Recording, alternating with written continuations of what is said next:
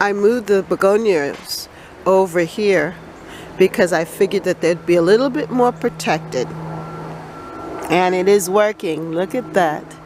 They're still here with my marigold, coleus, sun patience, and the chrysanthemums, and also the hot pepper, Jamaican pepper plant. Look what I have discovered, that my cucumber plant has actually flowered. Yes, right here.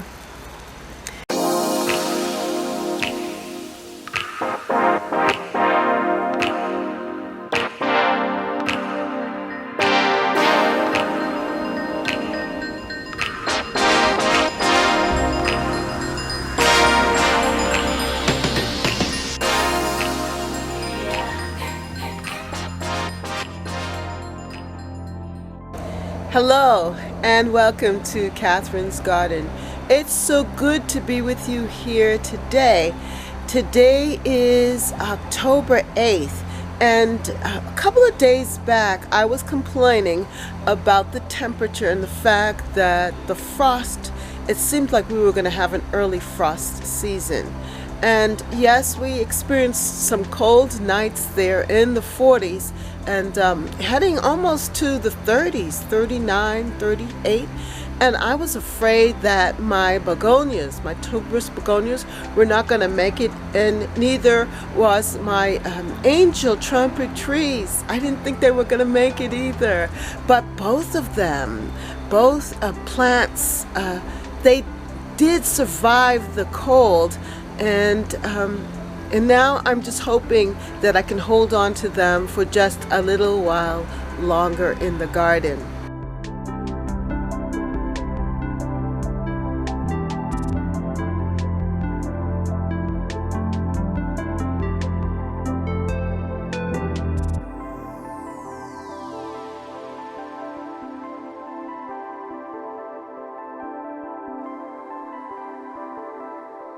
However, I want to show you something. I want to show you my okra.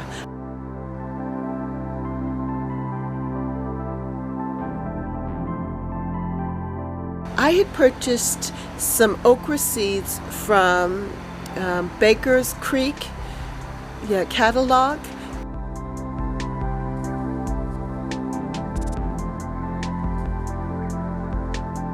And the burgundy seed, and I got actually some flowers, some of the plants coming forth, and it's just really great to see this, because here in my northeast garden, zone 6, I didn't think I could plant okra, but now that I know that it's possible, I know I'm going to do better with it next year.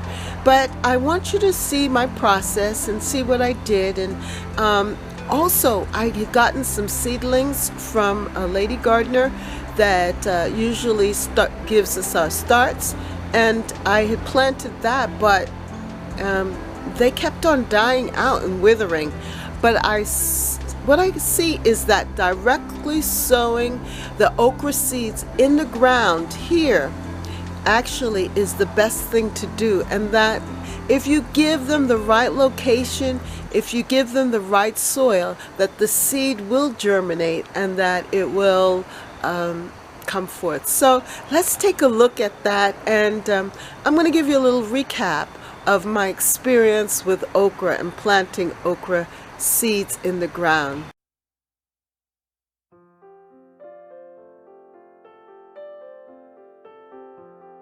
Well, I was fortunate to be able to get some seeds from Baker Creek Heirloom Seeds Catalog, our 22nd annual Pure Seed book.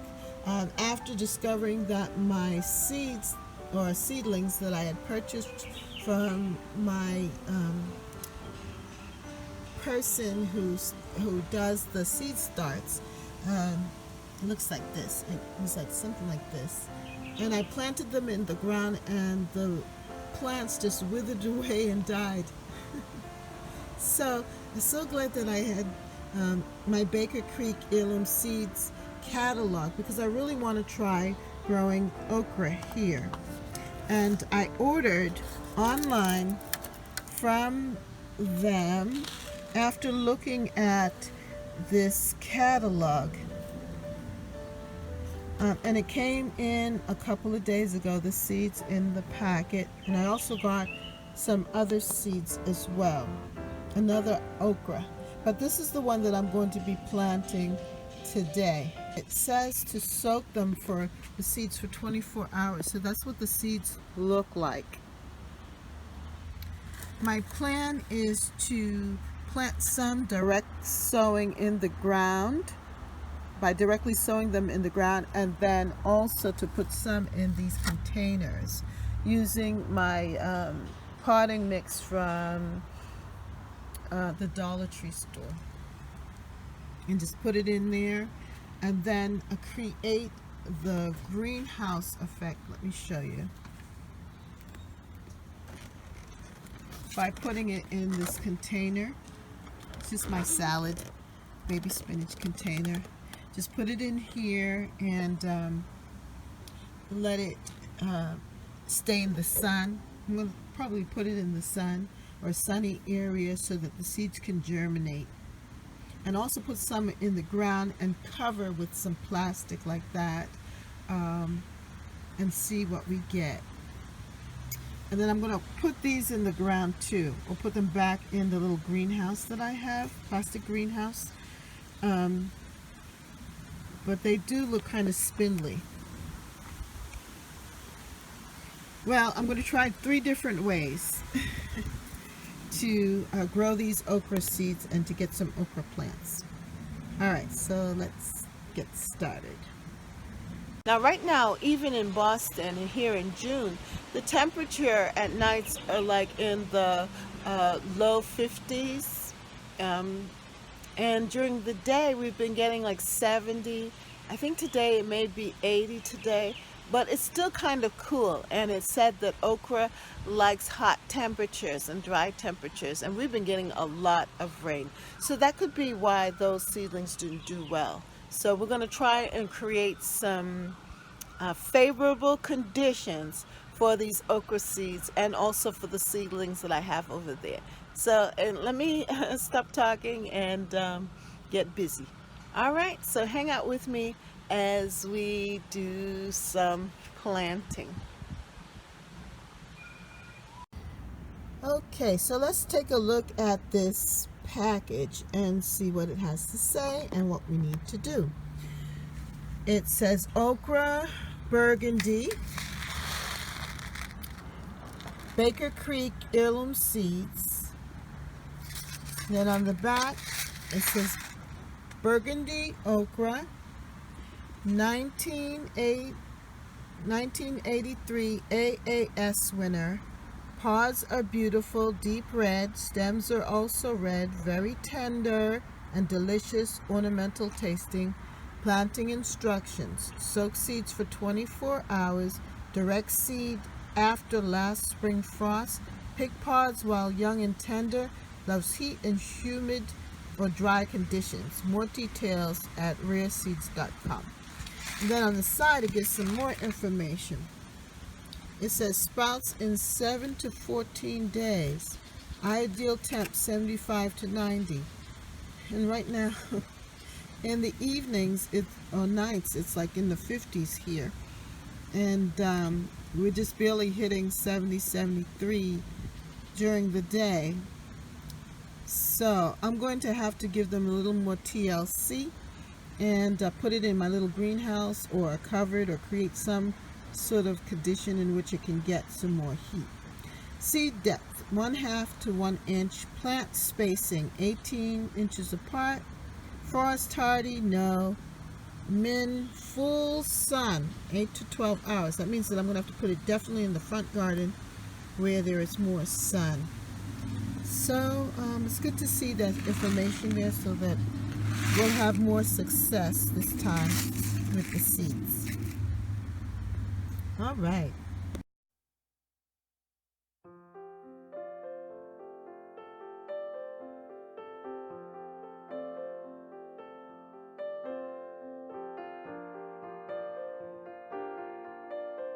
So I have finished the process and they are here in this makeshift like greenhouse for them to get started. I think this works out so good. When I discovered that I could do this, just makes it easier with seed starting. But actually recycling these containers is the way to go. At one point I was just putting the dirt in the plastic container, the big container, and then dropping the seeds, but it makes it harder for transplanting. So this should make it much more easier. All right, so let's find a sunny spot for it. I just wanted to show you what I did with this okra. So I put the okra in a little container like I told you I would do to create a greenhouse effect. And also I planted the other ones over here too. You can see that. And then I planted one here. I put the ones that I seeded, the burgundy over here, and that's my watermelon plant. It's growing so well under cover that I had to get something bigger to keep it covered and getting the heat that it loves, but also keeping in the moisture. So that's that. But this is the front bed, the sunny bed, and I believe that the okra is going to do well here in this sunny bed. So far things are looking pretty good. I love how these violas are just shimmering in the sun. Oh, there's one last thing I want to show you also, and that is this peony, how it's opened up. If you didn't see it before, take a look at the peony.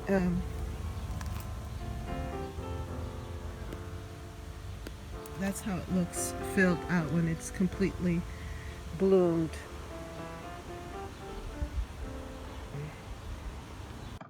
I will keep you informed as to how the seedlings are doing, and then we're going to plant them in the ground next to the others, and we're going to hope for the best. Hopefully we will have okra this year. Directly sowing the okra seeds in the ground here actually is the best thing to do, and that if you give them the right location, if you give them the right soil, that the seed will germinate and that it will come forth. So let's take a look at that. So I planted here this okra, and look at that. I actually have okra here. I think what I'm going to do is let it go to seed, and then next year plant the seeds out. Now this is my purpurella, and it's about to seed all over the place. But that's okay. But this is what I wanted you to see, and look how pretty this is. I love the burgundy color of this burgundy okra, and it was, as I said, direct sown here. I just decided to throw the seeds there, and the plant came up, which is really nice. Now I also have a different okra over here.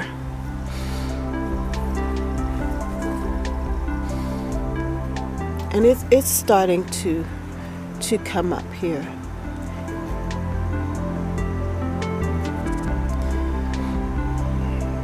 It didn't fare as well on this side. I think it will do better over there, and I think I'm going to provide like a hedge for it. Here's one. As you can see, I have a lot of work to do and clean up. This is, oh, here's one here. You see that? That's the okra plant. And then I have here this basil. Oh, it's going to seed. It smells so good. But this is what I want to do, is to possibly use even this same area here for the okra so that it can grow and have more space. And my zinnias are still doing well. Now these are direct sown zinnias. And here's a quick look at the garden. It's looking rough, beat up, but still good.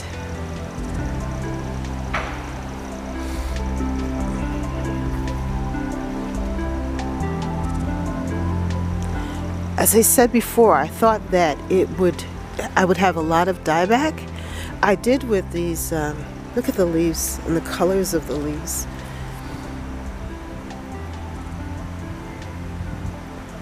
I had a lot of dieback with the purple perella. They couldn't stand the cold, and then the leaves were changing color.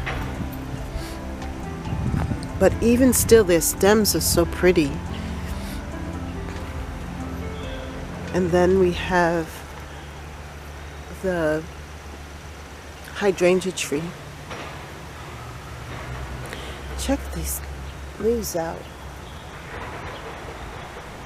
Isn't that a rich color? That's why it was so hard for me to even think about pulling out this particular plant. And I don't know what it is, but you see all these seeds? But check out this color. I love this.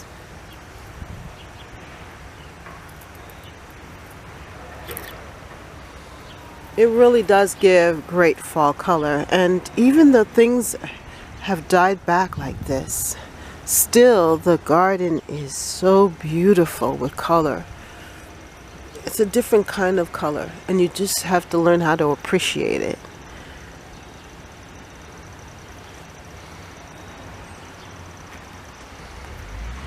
Wow, I just found a squash down here.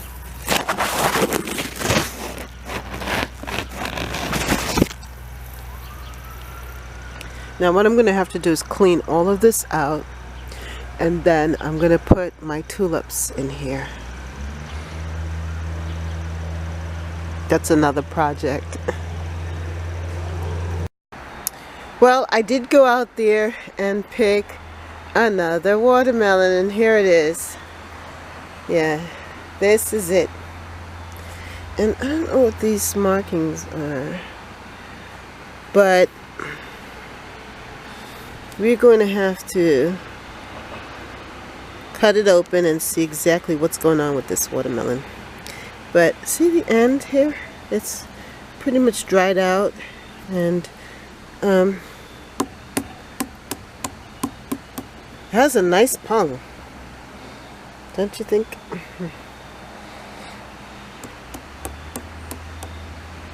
It has a nice sound. So I think we are going to probably have a good watermelon to eat.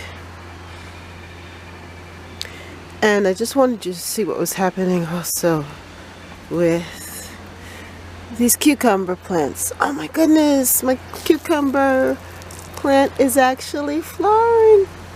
Look at that. It's developing cucumbers. Wow. That is so spectacular. Let's check the other ones, see if they have any fruiting going on here.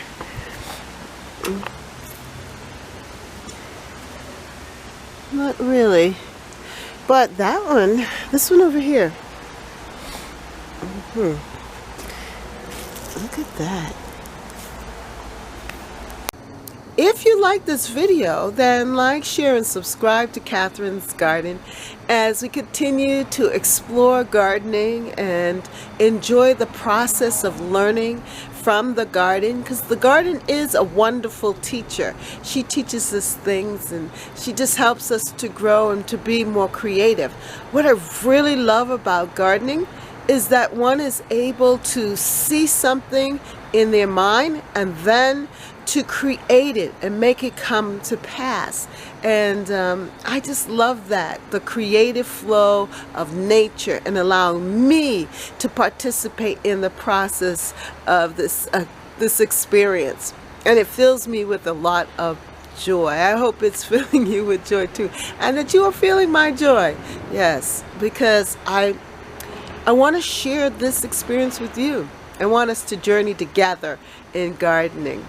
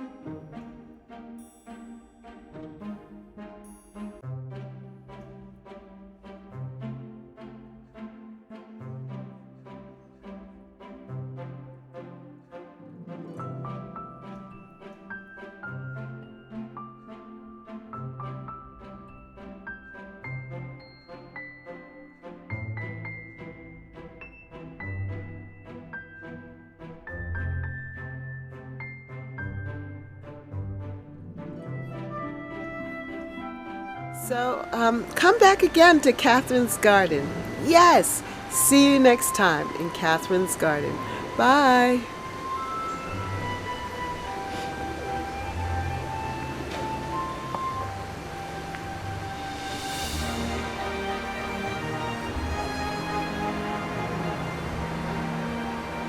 I moved the begonias over here because I figured that they'd be a little bit more protected. And it is working. Look at that. They're still here with my marigold, coleus, sun patience, and the chrysanthemums, and also the hot pepper, Jamaican pepper plant.